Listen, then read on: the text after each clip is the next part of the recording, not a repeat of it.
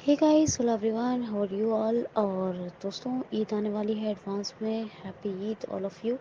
दोस्तों, हम VLOOKUP की बात करते हैं। Friends, VLOOKUP very very most important.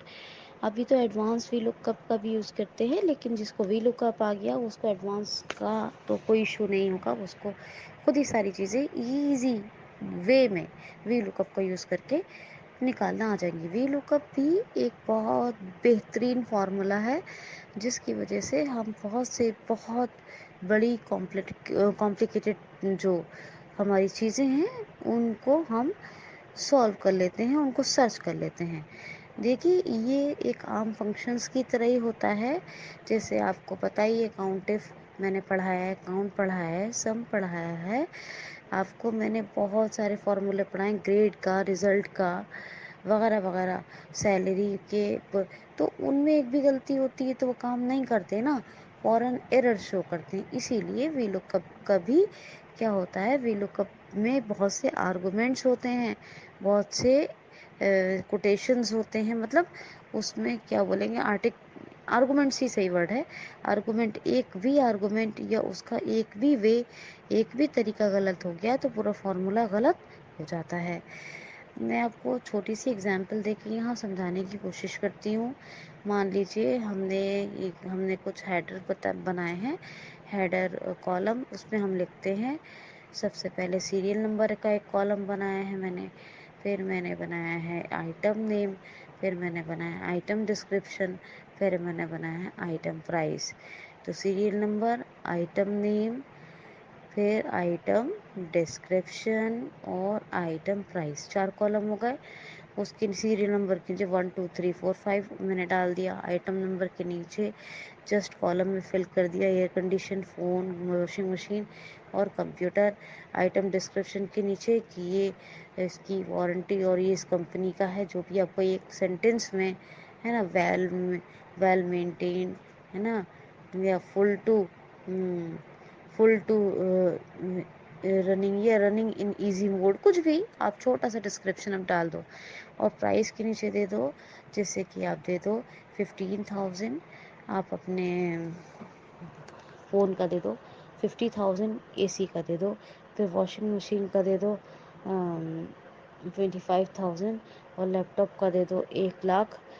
और क्या बच गया, रेफ्रिजरेटर का भी दे दो 1 लाख, नहीं 75,000। तो कोई भी एक प्राइस आप ध्यान करके चलना, जिससे कि आपको अच्छे से पता चल जाए, क्या हो जाए, अच्छे से आपको मतलब मालूम हो जाए कि हाँ जी, जो हमने किया है। जैसे मान लो आपको रेफ्रिजरेटर का निकालना है, तो ये ध्यान करो कि किस नंबर पे है। तो ये जो है रेफ्रिजरेटर का जो प्राइस है वो 75 ही, मतलब अपने इसलिए देख लो ताकि आपको ये हो जाए कि हाँ, ये फार्मूला बहुत अच्छे से वर्क करता है। तो ये 75,000 है, ठीक है। अब देखो इसमें क्या करेंगे हम्म, हमारे पास दो तरीके हैं, या तो हम शीट नंबर दे दें। हमारे पास दूसरा तरीका ये है कि टेबल एरे, क्योंकि टेबल एरे और शीट नंबर के बिना काम नहीं होता है, ये आप ध्यान करो। तो अगर आपको एक टेबल बनानी है तो आप क्या करो, टेबल ही बनानी है तो आपको थोड़ा सा हट के बनाओ। जैसे कि मान लो ओ से दे दो, तो ओ वन से आप सारी हेडिंग डाल दो, और आप ओ वन में जो है, ओ थ्री में जो प्राइस का कॉलम था, वो प्राइस का मत लिखना, लिख दो न्यू MRP। क्या लिख दो, न्यू MRP। मैं आज दूसरे तरीके से सिखा रही हूँ, ठीक है, उस दिन दूसरे तरीके से सिखाया था। तो प्राइस के नीचे क्या रख दिया हमने, न्यू MRP लिख दिया है। तो अब क्या है, ठीक, तो न्यू MRP हमने लिख दिया। अब OPQR, तो क्यू में हमने लिखा न्यू MRP, हमने प्राइस वाला जो वो था वो छोड़ दिया। और आर में हमने क्या लिखा है, serial number, item name, item description और प्राइस। सॉरी, आर में लिखना है न्यू एम आर पी हम आर में लिखेंगे, क्योंकि हमारा जो वहाँ हमने सी से लिखा था, तो CDEF, ए बी को छोड़ दिया था। तो एफ में जो प्राइस का कॉलम था वो हमने नहीं कॉपी किया है, बाकी सब हमने कॉपी कर लिया तीनों item serial number, item name, item description copy करके पेस्ट कर दिया हमने ओ से, लेकिन हमने प्राइस वाला जो था वो नहीं किया है। तो उसमें हमने क्या लिखा है, न्यू MRP। तो O1 में हमने क्या लिखा है, हमने लिखा है O1 में सीरियल नंबर, P1 में हमने क्या लिखा, आइटम नेम, और ये डमी टेबल है एक तरह की, और Q1 में हमने लिखा है आइटम डिस्क्रिप्शन। लेकिन हमने R1 में हमने प्राइस वाला यहाँ नहीं लेंगे, यहाँ हम लिख लेते हैं न्यू MRP के नाम से, ताकि हम सर्च करें। दूसरा तरीका इसका ये भी है कि हम यहाँ ना करके ये सारे जो वो हैं कॉलम, सी से हमने लिखा CDEF, ये सारे सिलेक्ट करके हम ले जाएं और शीट 2 शिफ्ट F11 करके वहाँ पे जाके पेस्ट कर लें। क्या करें, हम C1, D1, E1, F1 चारों को कॉपी करके ले जाएं, और हम क्या करें, ये चारों को शिफ्ट F11 से शीट 2 पे जाएं और वहाँ पे हम A से लेके D तक पेस्ट कर लें। ये भी एक बहुत बेहतर तरीका है। वैसे एक डमी टेबल बताया वो भी बेहतर है। चलो दोनों की बात कर लेते हैं। अभी हम R1 में हमने लिखा है न्यू MRP, R2 में हम लिखते हैं, सबसे पहले लिखेंगे equal VLOOKUP, equal VLOOKUP. तो इक्वल वी लुकअप लिखा। अब लेफ्ट पेरेंट यानी पैरेंथेसिस शुरू होते हैं। पहला आर्गुमेंट कहता है वी लुकअप का कि हमें क्या सर्च करना है, तो लुकअप वैल्यू। क्या सर्च करना होता है, लुकअप वैल्यू। तो हमारी लुकअप वैल्यू जो हमारे हेडर कॉलम से उनके नीचे शुरू होती है ना, तो सीरियल नंबर से तो होगी नहीं, ठीक है। तो हमें क्या होगा, C2 में हमने क्या डाला था, सीरियल नंबर था। तो हमारा जो D2 में क्या है, मेन जो है हमारा वो आइटम नेम है, ठीक है। तो हम क्या है, आइटम नेम। तो हम डी यहाँ पे लुकअप वैल्यू हम सीरियल नंबर से नहीं दे देते हैं, हम से दे देते हैं D2। क्या, वैसे हम C2 दे सकते हैं, लेकिन उससे थोड़ा गलत होने के चांसेस हैं, क्योंकि आप न्यू लोग हैं, न्यू पर्सन है। तो आप C2 ना दे के यहाँ पे दीजिए D2, क्योंकि हमने C से F तक किया था, सॉरी, हाँ ठीक है, C2 दे देते हैं, ठीक है। C2 हमने यहाँ पे दे दिया, फिर C2 दे के कॉमा कर दिया, कॉमा कर लिया हमने, C2 कॉमा। अब हम यहाँ पे क्या करेंगे, अभी हम ये वाला टेबल एरे से निकालते हैं। तो कॉमा करने के बाद अब आप यहाँ पे टिक लगाओ या कोड शुरू करो, टिक करो या कोड करो, ये शिफ्ट एपोस्ट्रोफी या सिर्फ एपोस्ट्रोफी वाला टिक लगा लो, और यहाँ पे लिखो, यहाँ पे लिखो आप, नाक लगाओ टिक तो कोई बात नहीं, लगा लो तो अच्छा है। अब यहाँ पे लिखो, क्या लिखना है, C2, ठीक है, C2 कोलन, तो CDEF, और F मतलब हमने 5 आइटम के नाम लिखे थे, और एक हमने हेडर रो बनाई थी। तो F2, F3, F4, F5, F6, यानी हमें क्या लिखना है, C2 कोलन F6। क्या लिखेंगे, C2 कोलन F6। अब हमारा जो दूसरा आर्गुमेंट क्या हुआ, टेबल एरे। पहला हमने क्या लिया, लुकअप वैल्यू कॉमा किया, उसके बाद हमने टिक या कोड देंगे, और उसमें हमने क्या दिया, टेबल एरे या शीट करने नेम।